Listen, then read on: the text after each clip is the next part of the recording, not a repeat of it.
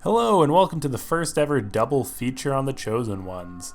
This week we spun the wheel not once but twice and landed on two units we will have to build around, Zed and Aatrox.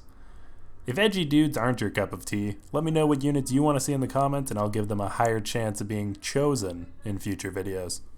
So at a high level, what can I expect from these two units? Well, Zed's strength, as a shade, relies on teleporting to the backline and quickly picking it off one by one. Aatrox is also good at targeting the backline, usually, by pulling their carries in towards him. However, put these two together and Aatrox is basically trying to kill-steal our Zed. So we're going to try and emphasize having a rapid-fire cannon on Zed such that Aatrox can't save the enemy carries. And while they share no overlapping traits, we do have a bridge champion in the form of Evelyn. Her and Zed gives us the 2 shade bonus, and with Aatrox we are 1 off 3 cultist. Now that might not sound like something worth building a composition around, but I have no shadow of a doubt this will end up being a cult classic. Now, trade-wise, assassins have basically no overlap with our dynamic duo, but I'm not going to look a gift Diana in the mouth. Also, we can check off Evelyn at stage 1-2, which is pretty nice.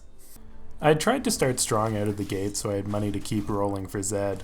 I find in normals, saving up for Zed just means he's already gone by the time you do decide to roll down. To be honest, I wouldn't recommend forcing Zed as he always seems pretty contested.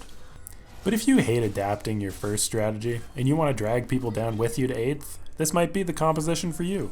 And here we see the Magician's positioning, not to be confused with Mage positioning. While everyone is watching Twisted Fate shuffle his cards, our whole team disappears behind the enemy team and then kills them. It's a classic Penn and Teller bit.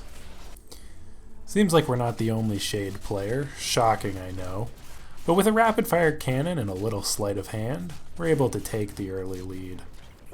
So this is what I meant by assassins not having a lot of synergy with our duo, because even though Pike is a cultist, Akali takes away Zed's ninja bonus, and we're not going for a ninja. But I thought it was worth it for 4 assassins. Quick aside, but do you guys think that it's a 4 ninja bonus in reference to the Teenage Mutant Ninja Turtles? Food for thought. In retrospect, I wouldn't have given Zed a Quicksilver. His main issue is not doing enough damage currently, and he's rarely CC'd. But we still put up a good fight, losing to our rival. And here we have the core of our team. We've got 4 assassins, thanks to our chosen Akali. We've got Aatrox finally in. And we've got a Sejuani to get the 2 Vanguard bonus. My opponent here subscribes to the theory that money can buy happiness, and he might be right, but it definitely won't do anything if you don't spend it. I guess he could be trying to leave behind a good inheritance. Maybe his grandkids are going to have a really explosive start in their next game. Eventually we're finally able to 2-star our Zed. And look at this potential right here to pop off. Now, it doesn't work out, but I think we can all agree, if it had worked out, that would have looked pretty cool. And in this round, you can see exactly what I was talking about at the beginning of the video. Aatrox is going to pull away the backline that Zed's trying to destroy, but look at that. Barely has to move and he can keep attacking them. And compare that to the enemy Aatrox, who wasn't even able to pull in Zed through his Quicksilver. For anybody wondering, by the way, I got that veil off the carousel. I'm not intentionally trying to build a magic resist Zed. But hey, if it works, it works. And it definitely won't fall off and bite me later. Here we can see the Bloodthirster that I meant to put on Zed. Can't put him on him anymore. Really would have been nice to have Talon in this comp. I guess we're going attack damage Kayn. Speak of the devil, we have Kayn now. And we've actually had him long enough for him to transform. Defense is for wimps, so we're going to go with blue. And wow. Well, that was certainly something. So while blue Kayn might not be the silver bullet to first place that we might be hoping for, we are still able to coast into a top 4. I know I've spent a lot of time in this video talking about Zed and not as much on Aatrox. I do want to go a bit into his build. As you can see right here, he dies pretty quick, so we wanted to give him a redemption for that.